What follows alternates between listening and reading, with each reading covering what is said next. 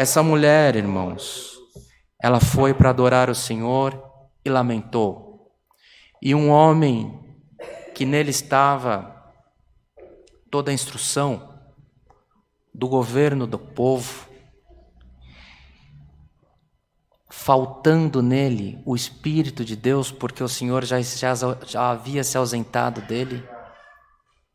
Mas quando ele viu a aflição daquela mulher, não sabemos se ele fez por fé, se ele fez por costume, mas ele profetizou a vitória dela.